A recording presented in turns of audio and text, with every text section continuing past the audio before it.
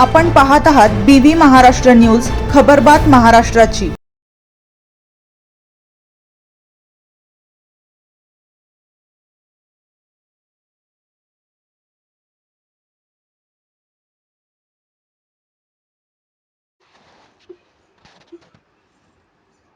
पहिले नारपार योजनेचे काम सुरू करा, मगच विस्तारीकरण करा। शेतकरी ठाम।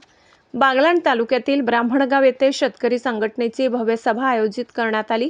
यावेळी चणकापूर धरणावरील व नारपार व गिरणा डावा कालव्याविषयी ठेंगोडा, अहिल्यानगर, आराई, जुनी शमडी, नवी वेडी, लखमापूर, धांद्री, ब्राह्मणगाव येथे जाहीर सभा आयोजित करण्यात आली। सभेसाठी प्रचंड लोकसंख्येने सभा भरवण्यात आली व सभेच्या वेळेस एकच नारा शेतकऱ्यांमध्ये दिसून आला। आधी नारपार मग गिरणा डाव्या कालव्याचे विस्तारीकरण।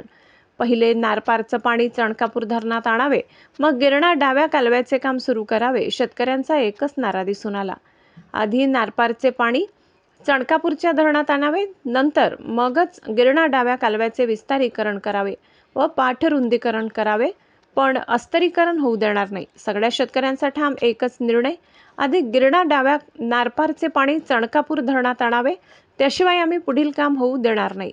आणि पाणी न्यायचे असेल तर विस्तारी करून पाणी न्यावे। अस्तरीकरणाला पूर्ण शेतकऱ्यांचा विरोध होता। तसेच ठेंगोडा व अहिल्यानगर, आराई, जुनी शमडी, नवी शमडी, ब्राह्मणगाव, लखमापूर, धांद्रीपाडा, आगार येथील सर्व शेतकऱ्यांनी विरोध केला व घराघरातून आंदोलनाची दिशा ठरविण्यात येणार आहे, तर शासनाने याची दखल घ्यावी। नारपारचे पाणी पहिले चणकापूर धरणात आणावे, गिरणा डाव्या कालव्याचे विस्तारीकरण करावे, अस्तरीकरण होऊ देणार नाही असा एकच नारा सगळ्या शेतकऱ्यांनी जाहीर पाठिंबा दर्शवलाय। BV न्यूजसाठी राजेंद्र वानले, ठेंगोडा।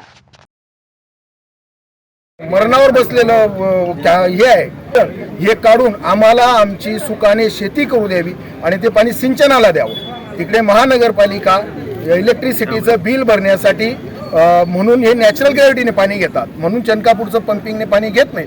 तर तिथं शासनाचं आता धोरण आहे की सौर ऊर्जा मागेल त्याला सौर पंप, तर ती सौर ऊर्जेचे तिथं मोठं एक सबस्टेशन उभं करावं आणि झिरो मेंटेनन्समध्ये एकही रुपया बिल न लागणार नाही। पारंपरिक स्रोतने वीज निर्मिती करून ते पाणी याला महानगरपालिकेला घ्यावं, अशी आमची सर्व शासनकर्त्यांना हात जोडून कळकळीची विनंती आहे। नाहीतर मग आमचा सर्व शेतकरी उद्ध्वस्त होईल आणि शेतकऱ्यांना आत्महत्येशिवाय पर्याय राहणार नाही। असे किती शेतकऱ्यांना मग शासन 1 लाख घे 1 लाख घे किती शेतकऱ्यांची बोलवणूक करतील। त्याच्यामुळे शासनाला पुन्हा एकदा पुनश्च विनंती की आधी 4,000 कोटीचं काम चालू करा आणि 78 कोटीमध्ये ठेवलंय काय?